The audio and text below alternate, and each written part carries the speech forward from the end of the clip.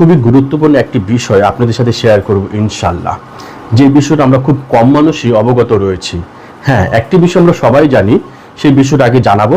তারপর যে দুটো বিষয় আমরা খুব কম মানুষই জানি, সেই দুটো বিষয় জানাবো। যে দুটো বিষয় জানা আমাদের প্রত্যেকটি মুসলিমের জন্য গুরুত্বপূর্ণ।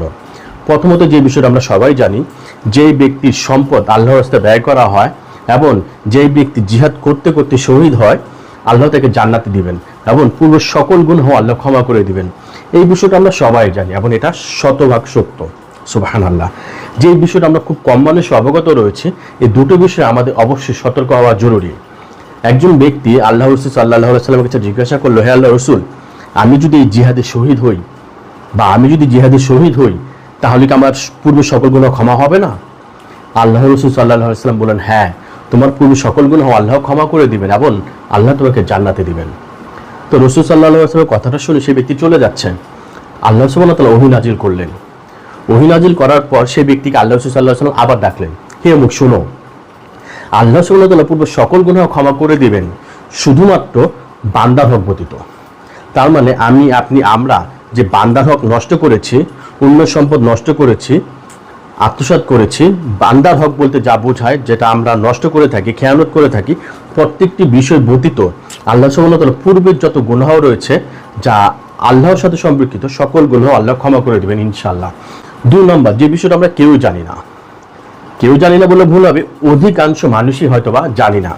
আল্লাহ রাসূল সাল্লাল্লাহু আলাইহি ওয়াসাল্লাম সাহাবাদেরকে বলতেছেন, হে শোনো, অন্তরের নিফাকি তরবারি বুঝতে পারে না।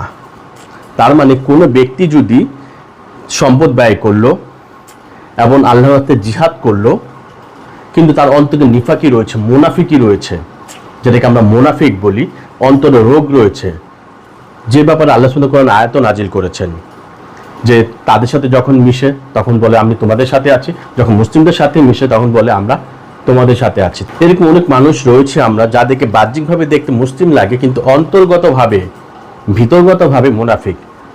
সেই ব্যক্তি যদি জিহাদ করতে করতে শহীদও হয়, আল্লাহ তাকে জান্নাতে দিবেন না, জাহান্নামে দিবেন। অতএব এই দুটো বিষয় খুবই গুরুত্বপূর্ণ। 1, বান্দার হক আল্লাহ ক্ষমা করবেন না। 2, যার অন্তরে নিফাকি রয়েছে, মুনাফিকি রয়েছে, আল্লাহ তাকে ক্ষমা করবেন না। যদি জিহাদ করতে করতে শহীদও হয়ে যায় এবং তার সম্পদ যদি আল্লাহর রাস্তায় সব ব্যয় করে, তবুও না। অতএব আমরা সতর্ক হই যেন আল্লাহ সুবহানাহু ওয়া তাআলা আমাদেরকে তাদের অন্তর্ভুক্ত না করে, এবং আমরা অধিক পরিমাণে তওবা করব যেন আল্লাহ সুবহানাহু ওয়া তাআলা তাদের অন্তর্ভুক্ত আমাদের না করেন। আমি সহ আমরা সকলে ইনশাআল্লাহ।